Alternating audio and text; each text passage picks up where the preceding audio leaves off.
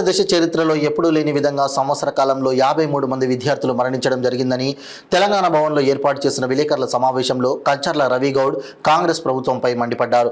ఈ ప్రభుత్వం ఏర్పడినప్పటి నుండి ఇన్ని సంఘటనలు జరిగినా ప్రభుత్వానికి కనువిప్పు కలగడం లేదా అని అన్నారు. భారత రాష్ట్ర సమితి నాయకులు గురుకులాల బాట పేరుతో మేము హాస్టల్లో సమస్యలు తెలుసుకోవడానికి వెళ్తే మమ్మల్ని సంఘ విద్రోహ శక్తులుగా అడ్డుకొని అరెస్ట్ చేయడం దారుణమని, అంతా బాగుంటే ఎందుకు అడ్డుకుంటారని ప్రశ్నించారు.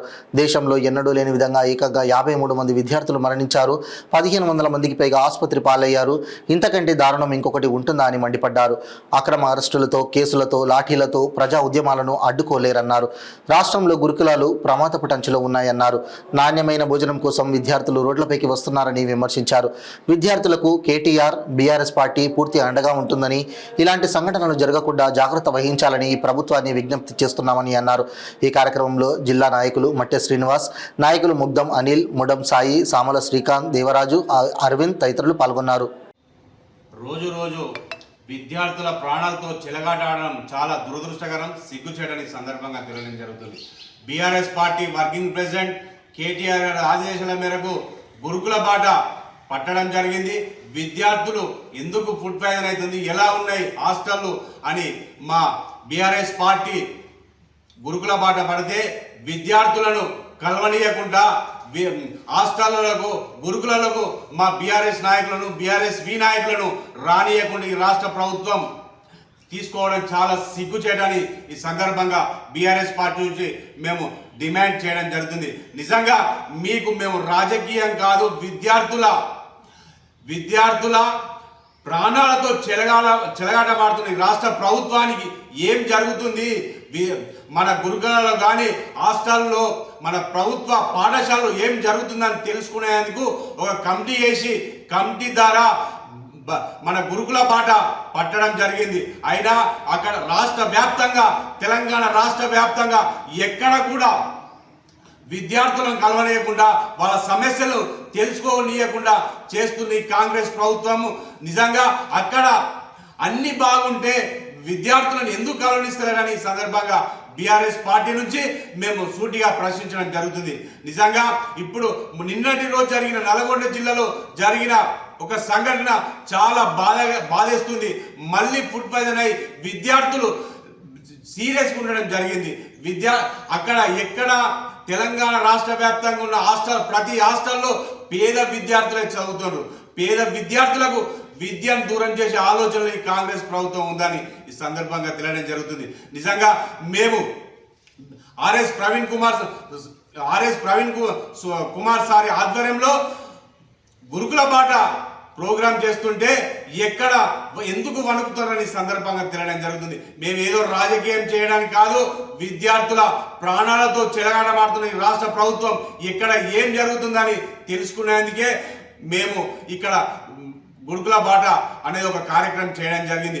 విద్యార్థుల సమస్యలను తెలుసుకోనియకుండా అక్కడ ఏ హాస్టల్లో కానీ స్కూళ్ళలో కానీ ఎలా ఉందని తెలుసుకొని నివేదిక మా రాష్ట్ర వర్కింగ్ ప్రెసిడెంట్ గారికి ఒక నివేదిక ఇవ్వాలని ఉద్దేశం కొద్దీ మేము ఈ బాట కార్యక్రమం చేస్తుంటే విద్యార్థులను కలవనీయకుండా ఈ రాష్ట్ర ప్రభుత్వం ఎక్కడ పడితే అక్కడ పోలీసులను అడ్డుకోవడం జరుగుతుంది.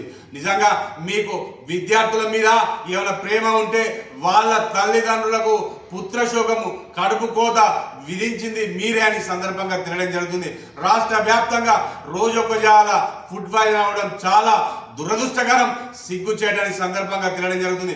మన రాష్ట్రానికి ఒక విద్యాశాఖ మంత్రి లేకపోవడం సుధా చాలా సిగ్గుచేటు. ఒక ముఖ్యమంత్రి దగ్గర పెట్టుకున్న శాఖను ఇప్పటికీ ఏం జరుగుతుందని రివ్యూ మీటింగ్ కానీ అధికారులతో కానీ మీరు ఎందుకు సమీక్ష ఇస్తలేరని ఈ సందర్భంగా తెలియడం జరుగుతుంది.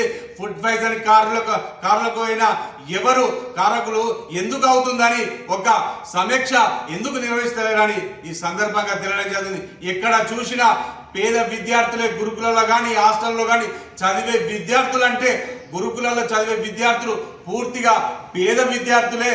పేద విద్యార్థులకు మీరు తల్లిదండ్రులకు ఎంతో గొప్పలు, విద్యార్థులు ఒక మంచి భవిష్యత్తు ఉందని వాళ్ళు తల్లిదండ్రులు పంపిస్తే వాళ్లకు పుత్రశోకం మిగిలిస్తున్న ఘనత సుధా ఈ రాష్ట్ర ప్రభుత్వానికి దక్కుతుందని సందర్భంగా తెలియడం జరుగుతుంది. ఆనాడు తెలంగాణ రాష్ట్ర తొలి ముఖ్యమంత్రి గారు బీఆర్ఎస్ పార్టీ ప్రభుత్వం ఉన్నప్పుడు గురుకులంలో సీట్లు దొరకాలంటే చాలా ఇబ్బందులు అవేది ఉండే. ఆనాడు రాష్ట్ర ముఖ్యమంత్రి గారు, తెలంగాణ తొలి ముఖ్యమంత్రి కేసీఆర్ గారు ఎంతో మెరుగైన విద్యతో పాటు ఆహారం అందించిన ఘనత అంటే మా బీఆర్ఎస్ ప్రభుత్వంది, కేసీఆర్ గారి నాయకత్వంలో ఆనాడు జరిగింది. ఇప్పుడున్న పరిస్థితిలో గురుకులాలకు పోవాలంటేనే విద్యార్థులు జనుకుతున్నారని సందర్భంగా తెలియడం జరుగుతుంది. విద్యార్థులు చాలా ఇబ్బందులు అవుతున్నారు. ఒక్కొక్క పరిస్థితి చూస్తే మాకే కళ్ళకు నీళ్ళు వస్తున్నాయి. నిన్నటి జరిగిన నల్గొండ జిల్లాలో జరిగిన ఒక విద్యార్థి పరిస్థితి సీరియస్ గా ఉంది. అయినా ఈ రాష్ట్ర ప్రభుత్వం స్పందిస్తుందని ఈ సందర్భంగా అడగడం జరుగుతుంది. మీరు ఖచ్చితంగా విద్యార్థులతో ప్రాణాలతో చెలగాటమాడుతున్నారు కాంగ్రెస్ ప్రభుత్వం. ఇది దానికి మూల్యం చెల్లించక తప్పదని ఈ సందర్భంగా తెలియడం జరుగుతుంది. అయ్యా ముఖ్యమంత్రి గారు, ఇక్కడ మనకు చదువుకునే విద్యార్థులంతా, గురుకులాల్లో ఉన్న వాళ్ళంతా పేద విద్యార్థులను మీరు తల్లిదండ్రులకు పుత్రశోకం పెట్టద్దని సందర్భంగా తెలియడం జరుగుతుంది. నిజంగా ఆనాడు మా ముఖ్యమంత్రిగా తెలంగాణ తొలి ముఖ్యమంత్రి గారు కేసీఆర్ నాయకత్వంలో ఇలా గురుకులాల్లో కానీ హాస్టల్లో కానీ ఎంత బాగా ఉండే, ఇప్పుడు ఎలా ఉందని సందర్భంగా తెలియడం జరుగుతుంది. మీరు ఆనాడు ముఖ్యమంత్రి గారు మీరు కేసీఆర్ గారి ఆనవాళ్ళగా చేస్తా అన్నారు. ఇవేనా గురుకులాలనే ఆనవాళ్ళకి చేస్తారా అని ఈ సందర్భంగా మేము సూటిగా ముఖ్యమంత్రి గారిని మేము ప్రశ్నించడం జరుగుతుంది.